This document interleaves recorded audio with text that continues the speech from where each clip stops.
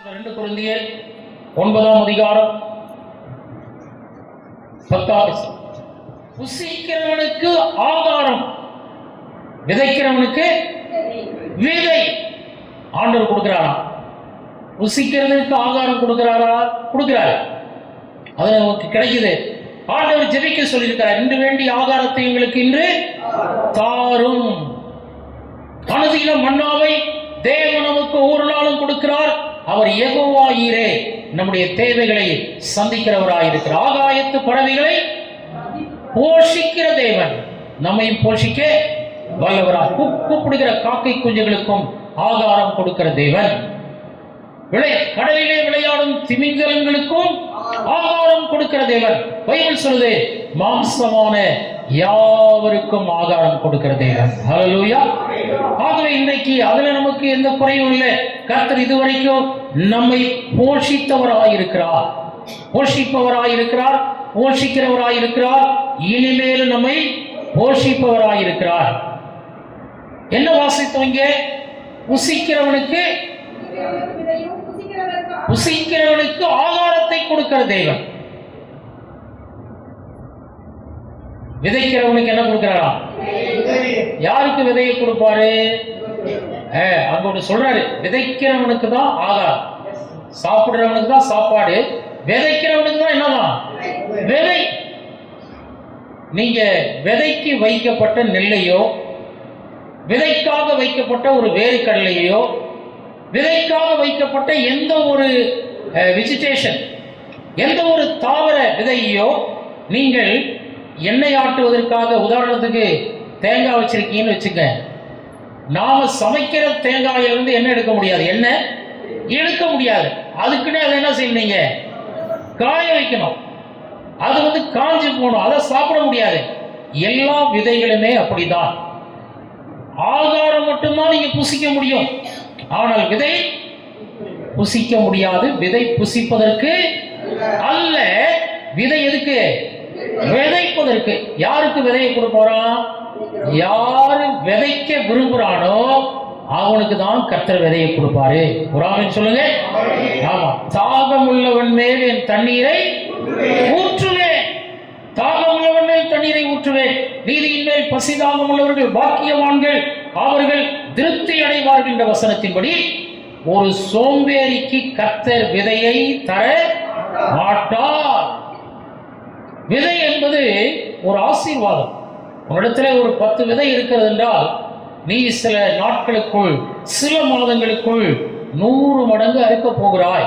என விதையினுடைய தத்துவ இயற்கை நீதியே அதான். விதை ஒண்ணுதான், ஆனா விளையும் போது அது ஏராளமான கனிகளை கொடுக்கிறது, ஏராளமான விதைகளை பிறப்பிக்கிறது. அருமையான கர்த்தருடைய பிள்ளையே, நீங்க விதைச்சாதான் ஆண்டவர் உங்களுக்கு விதையை கொடுப்பாரு.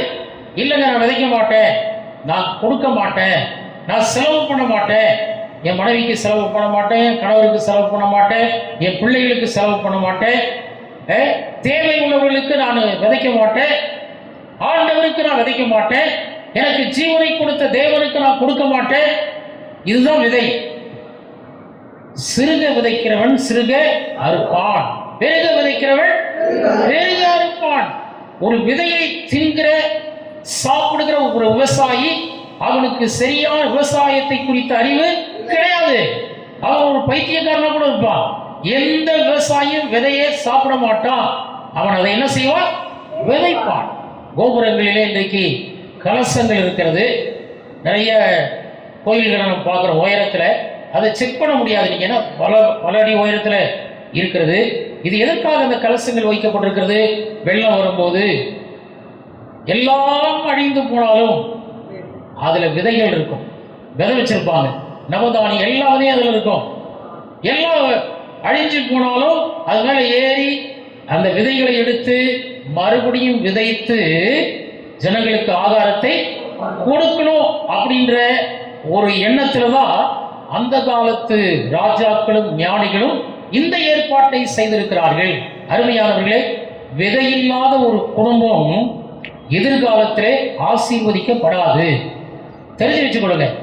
உங்களுடைய பிள்ளைகள், உங்களுடைய பேர பிள்ளைகள், உங்களுடைய சந்ததி ஆசீர்வதிக்கப்பட இன்னைக்கு நீ விதைச்சிருக்கணும்.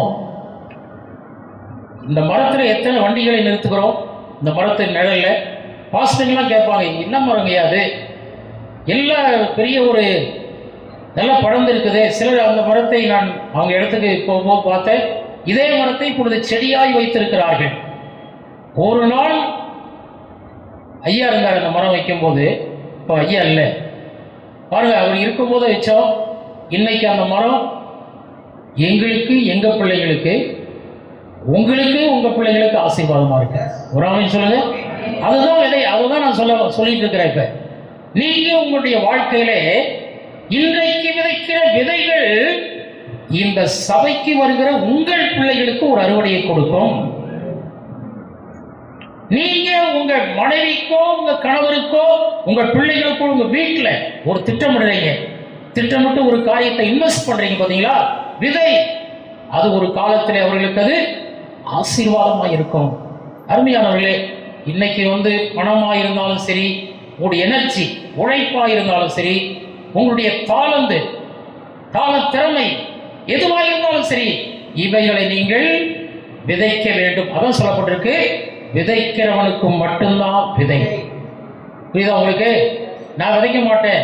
ஒருத்தன் சொன்னா நீங்க விதைக்காத இடத்துல இருக்கிறவர் அப்படின்னு தாளம் என்ன பண்ணானா, புதைச்சு வச்சான். அவனுக்கு என்ன தண்டனை கிடைச்சிச்சு? இவனை அழுகையும் பற்கடிப்பும் இடத்துல என்ன பண்ணுங்க, போய் புறமான இறையிலே தள்ளி போடுங்கள். உள்ளவன் எவனோ அவனுக்கு கொடுக்கப்படும். உள்ளவன் தான் விதைக்கிறவன். இல்லாதவன் எவனோ உள்ளதோ எடுத்துக் கொள்ளப்படும். இன்னைக்கு வாக்குத்தத்த செய்தி தான் நான் கொடுக்கிறேன்.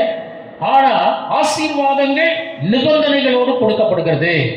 God is blessing you with conditions. நிபந்தனைகளோடு கர்த்தர் உங்களை ஆசீர்வதிக்கிறார். அப்ப யாருக்கு ஆகாரம் கொடுக்கிறாரு? புசிக்கிறவனுக்கு ஆகாரம் கொடுக்கிறாரு. அழுகிற பிள்ளை என்ன செய்யுமா? பால் குடிக்கும். புசிக்கிறவனுக்கு சாப்பாடு கொடுக்கிறாரு. விதைக்கிறவனுக்கு விதையை கொடுக்கிறார். விதைக்காதவனுக்கு, விதைக்க மனசு இல்லாதவனுக்கு, நான் உண்டு என் பிள்ளைகளோடு நான் இருந்துட்டு போறேன் இருக்கிற வரைக்கும் அப்படின்றவனுக்கு எப்படி ஆண்டவர் விதையை கொடுப்பாரு? இல்லைங்க, நான் எனக்கு, என்னை சார்ந்திருக்கிற என் சொந்த பந்தங்களுக்கு, நான் போகிற சபைக்கு, என்னை சுற்றிலும் இருக்கிற சமுதாயத்தில் இருக்கிற ஏழை எளியவர்களுக்கு ஏதாவது செய்யணும் அப்படின்னு நினைக்கிறவங்களுடைய கரங்களை கர்த்தர் பலப்படுத்துவார். இன்னைக்கு நீ இன்னொருவராலே உதவி பெற்றுக் கொண்டிருக்கலாம். ஆனால் நாளைக்கு இன்னும் 4 பேருக்கு உதவி செய்ய கர்த்தர் உன்னை பலப்படுத்துவார். அதுக்குதான் இந்த சத்தியத்தை நான் உங்களுக்கு சொல்றேன். விதைக்க பழகுங்கள். விதைக்கிறவனுக்கு விதையையும் ஆண்டவர் பெருக செய்ய வல்லவராய் இருக்கிறார்.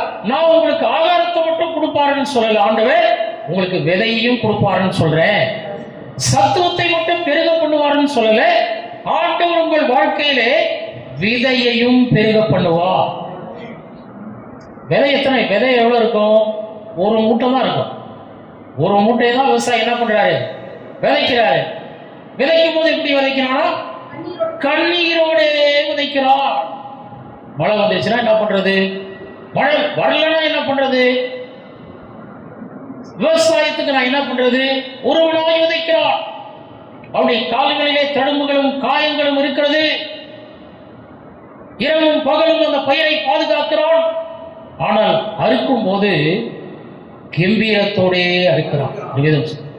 விதைக்கும் போது தனியா விதைக்கிறான். அறுக்கும் போது அந்த நெல் மணியானது அது அவனுடைய குடும்பத்துக்கு மட்டுமல்ல, வேலை செய்ய வந்தவங்களுக்கும் இன்னும் ஏராளமான மக்களுக்கும் ஆகாரத்தை கொடுக்கிறது, பசி ஆற்றுகிறது.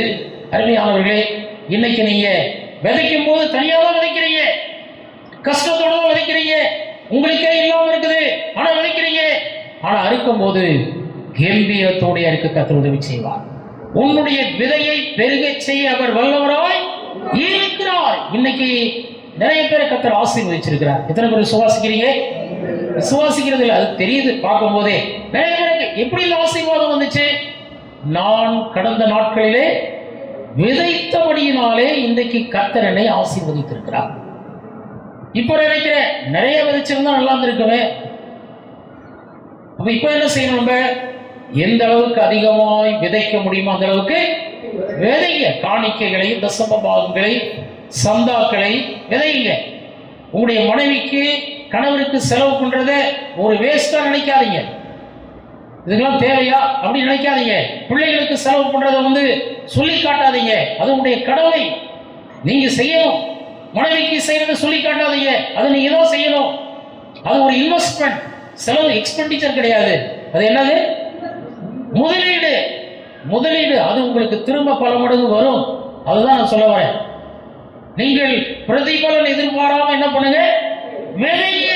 பிரதிபலன் எதிர்பார்க்காதீங்க. ஒருத்தர் கொடுக்கும் போது அவர் திரும்ப கொடுப்பார்னு நினைச்சு கொடுக்காதீங்க. கர்த்தர் என்னை இன்னைக்கு நன்மை செய்ய வைத்திருக்கிறார், நான் எனக்கு நன்மை செய்யறேன். அது திரும்ப கிடைக்குமோ கிடைக்கலையோ விதைக்கிற, அவ்வளவுதான். நீங்க அப்படி ஒருவருக்கு விதைக்கும் போது பலர் உங்களுடைய வாழ்க்கையில் உங்களுக்கு தன்னுடைய கரத்தை நீட்டுவார்கள் என்பதற்காக தான் இதை சொல்லுகிறேன். நம்முடைய தேவன் எவ்வளவு பெரிய தேவனாய், ஒரு ரகசியம் தான் அதெல்லாம். இதை நீங்கள் புரிந்து கொள்ளணும், அவ்வளவுதான். You must understand the secret. இதை புரிஞ்சுக்கிட்டீங்கன்னா போதும். இன்னைக்கு விதை கொஞ்சம் தான் வச்சிருக்கீங்க கையில. விதை பாருங்க, கையில வச்சிருந்தா யாருக்குமே தெரியாது, கண்டுபிடிக்க முடியாது, மறைஞ்சுதான் இருக்குது. ஆனா அதுக்குள்ள ஒரு ஜீவன் இருக்கு. அந்த ஜீவனை ஒரு நாள் உங்கள் கண்கள் காணும், உடைய பிள்ளைகள் காண்பார்கள். கடுகு கண்ணுக்கு தெரியாத ஒரு சின்ன ஒரு விதை தான். ஆனால் அது மரமாய் வளரும்போது ஆகாயத்து பறவைகள் அந்த மரத்துல உட்காருகிறது. அந்த விதை விதைக்கப்பட்டதுனாலே இன்னைக்கு அருமையானே உடத்துல இருக்கிற வெரி ஃபியூ இன்வெஸ்ட்மெண்ட், சின்ன ஒரு தாளந்து, சின்ன ஒரு திறமை, உங்களுக்கு இருக்கிற கொஞ்சம் பலம். கிரிவனுக்கு சொன்ன மாதிரி இருக்கிற பலத்தோட நீ போ.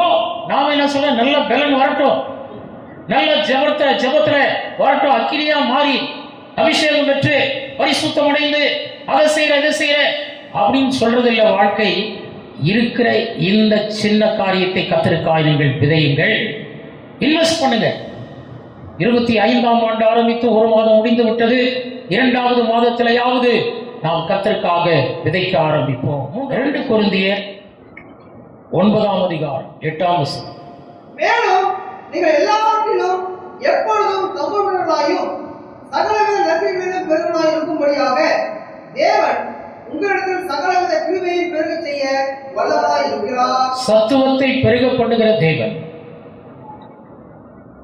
விதையை நம்முடைய வாழ்க்கையிலே பெருக பண்ணுகிற தேவன். ஆண்டவர்கிட்ட ஆகாரம் வேண்டாம் ஆண்டவரே, அதெல்லாம் ஒரு காலம். ஆகாரம் முடிச்சு ஆகாரத்தை கேட்டு அம்மா தாயே கொஞ்சம் சாப்பாடு போடுங்க அப்படின்ற காலம் போய் இன்றைக்கு ஆண்டவரிடத்திலே விதையை கேட்போம். ஏன் இந்த விதையை நான் நிறைய பேருக்கு கொடுக்கணும். ஆகாரம் உங்களுக்கு மட்டும்தான், விதை யாருக்கு? மற்றவங்களுக்கு, for other people. உன் கைகளின் பிரயாசத்தை நீ சாப்பிடுவாய், உனக்கு பாக்கியமும் நன்மையும். ஈசாக்கு பஞ்ச காலத்திலேயும் எனக்கு வேணும்னு வச்சுக்காம அவன் விதைத்தான், 100 மடங்கு அறுக்கும்படி கர்த்தர் உதவி செய்தார்.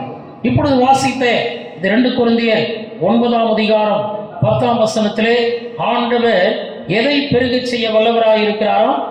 சகலவித கிருபையை பெருக செய்ய வல்லவராய் இருக்கிறார். இந்த மாதத்திலே, இந்த வருஷத்திலே தேவன் நமக்கு கொடுத்த வாக்குத்தத்தம் இதுதான். என்ன அப்படின்னா, நீங்கள் எல்லாவற்றிலும் எப்பொழுதும் சம்பூர்ணமுடையவர்களாய் சகலவித நற்கிரியைகளிலும் பெருகுதலாய் இருக்கும்படியாக தேவன் உங்களிடத்தில் சகலவித கிருபையும் பெருக செய்ய வல்லவராய் இருக்கிறார். இந்த வருஷத்துல நீங்க எல்லாத்திலையும் எப்பொழுதும் எப்படி இருக்க போறீங்க? சம்பூர்ணமா இருக்கணும். அப்படின்னா நீங்க என்ன செய்யணுமா? ஆண்டவர் உங்களுக்கு கொடுக்கிற கிருபையில பெருக வேண்டும், வளர வேண்டும், அந்த கிருபையை பெற்றுக்கொள்ள வேண்டும். ஆண்டவர் உங்க கூட இருந்து உங்களுக்கு அதை செய்ய உதவி செய்கிறவராக இருக்கிறார். தாழ்மை உள்ளவர்களுக்கு என்ன பண்றாரா? சகல விதமான கிருபையை பெருக செய்ய வல்லவராக இருக்கிறார். யார் இடத்துல கிருபையை பெருக செய்வார்? தாழ்மை உள்ளவர்களிடத்திலே கிருபையை பெருக செய்வார். தண்ணி எந்த பக்கம் மேட்டுக்கு பாயுமா கீழே பாயுமா?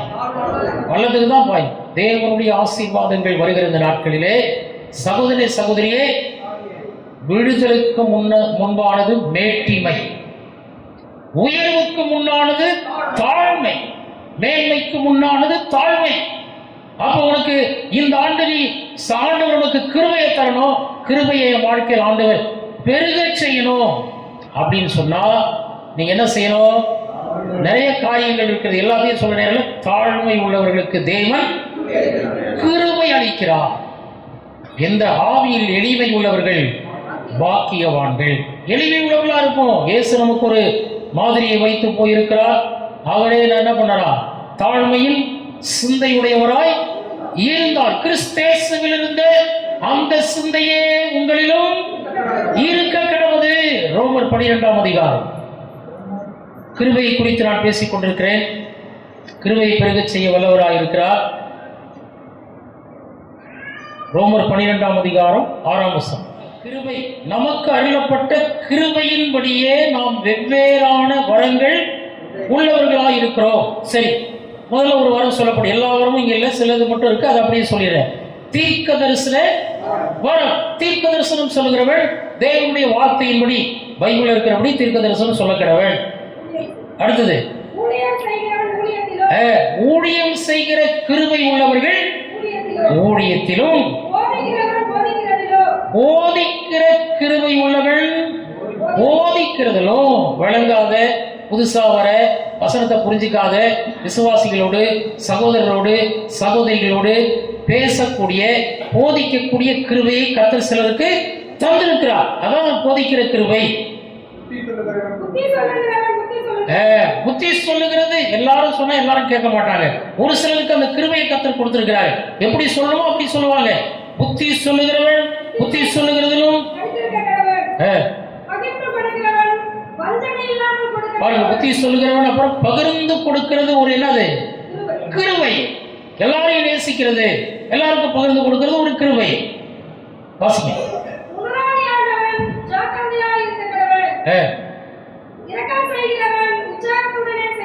நீங்க முதலாளியா இருந்தீங்கன்னா அது ஆண்டவர் உங்களுக்கு கொடுத்திருக்கிற ஒரு கிருபை. இரக்கம் செய்கிறவன், இரக்கம் செய்கிறது ஒரு கிருபை.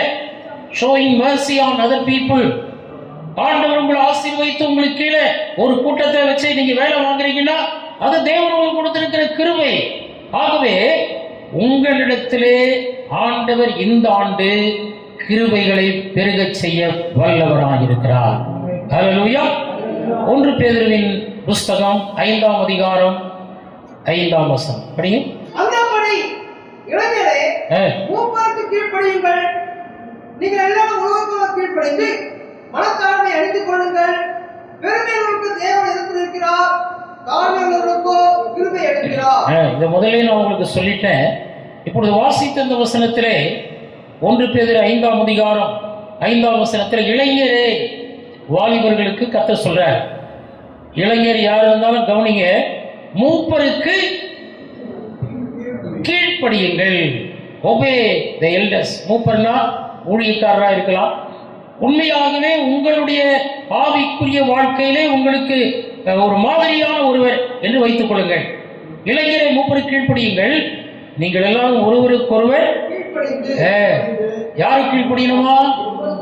ஒருவருக்கு ஒருவர். எல்லாரும் சொல்லுங்க. ஒருவருக்காக ஒருவர் ஜெபம் பண்ணணும், ஒருவர் குற்றங்களை ஒருவர் மன்னிக்கணும், ஒருவர் ஒருவர் கனம் பண்ணணும். இந்த இடத்துல சொல்லப்பட்டிருக்கிறது ஒருவருக்கு ஒருவர் கீழ்ப்படியணும். விசுவாசிகள் என்றால் தேவனுடைய கிருபையை ஆண்டவர் உங்களிடத்திலே பெருகச் செய்ய வழி என்ன, அதை தான் சொல்லிட்டு இருக்கிறேன். அப்ப என்ன செய்யணுமா? ஒருவருக்கு ஒருவர் கீழ்ப்படிந்து மனத்தாழ்மையை அணிந்து கொள்ளுங்கள். நீங்க அணிந்து கொள்ளக்கூடிய எல்லா உடைகளிலும் எல்லா அலங்காரங்களிலும் மிக சிறப்பானது எது? மனத்தாழ்மை. Humility in your heart. இந்த தாழ்மை தான் உங்களுக்கு அலங்காரம், உங்களுக்கு ஆசீர்வாதம். தாழ்மை உள்ளவர்களுக்கு தேவன் கிருபை அளிக்கிறவராக இருக்கிறார். ஆகவே அருமையானவர்களே, உங்களிடத்திலே சகலவிதமான கிருபைகளை பெருகச் செய்கிறவர் நம்முடைய தேவனாகிய கர்த்தராய் இருக்கிறார். தாழ்மைக்கு கிருபைகளை மாத்திரம் கர்த்தர் கொடுக்கலையா? ஐஸ்வர்யம், கனம், மகிமை. நீங்கள் கிருபைக்காக தாழ்மையா இருக்கிறீங்க. கிருபை வேணும்ன்ற தாழ்மையா இருக்கு. கிருபை வேணும் ஆண்டவரே, கிருபை வேணும் உபவாசத்தை ஜெபிக்கிறது ஒரு பக்கம். ஆனா கிருபை வேண்டும் என்பதற்கு நீங்கள் ஒன்றை செஞ்சு காட்டணுமா? அது என்னது? தாழ்மை, ஹியூமிலிட்டி. உங்களுடைய பேச்சில, உங்களுடைய செயல்பாட்டில, உங்களுடைய ஊழியத்தில, உங்களுடைய குடும்பத்தில உங்களுடைய தாழ்மை வெளிப்படும் போது தேவன் உங்களுக்கு கிருபை மாத்திரமல்ல, கனம், மகிமை, ஐஸ்வர்யம், ஜீவன் எல்லாவற்றையும் உங்களுக்கு என்ன பண்றாரா? தருகிறவராக இருக்கிறார். ஒரு ஆமீன் சொல்லுங்க. சகல விதமான கிருபைகளை நம்முடைய வாழ்க்கையிலே பெருக பண்ண செய்கிற தேவன். இந்த 2வது மாதம் முதல் வாரத்திலே ஆலயத்திலே உட்கார்ந்து இருக்கிற தேவனுடைய ஜனமே, இந்த வசனங்கள் உங்களுக்கு புரிஞ்சாலோ புரியாவிட்டாலோ உங்களுக்குள் இருக்கிற ஆவியானவர் உங்களை சகல சத்தியங்களுக்குள்ளும் வழிநடத்த வல்லவராயிருக்கிறார். ஹல்லேலூயா. இதற்குள்ள ஒரு வெளிச்சத்தை கொடுக்க வல்லவராயிருக்கிறார். நீங்கள் கேட்கிற இந்த வசனம் உங்கள் உடலுக்கெல்லாம் ஆரோக்கியமும் உங்கள் எலும்புகளுக்கெல்லாம் ஊனமாயிருக்கிறது. நீங்கள் கேட்கிற இந்த வசனங்கள் உங்கள் கண்களை தெளிவடைய செய்வதாக, நீங்கள் கேட்கிற இந்த வார்த்தைகள் உங்களுக்கு ஞானத்தை கொடுப்பதாக. இந்த வசனங்களினாலே கர்த்தர் உங்களை ஒருவரையும் இந்த காலை வேளையிலே ஆசீர்வதிப்பாராக. நம்ம எல்லாரும் எழுந்திருக்கலாம்.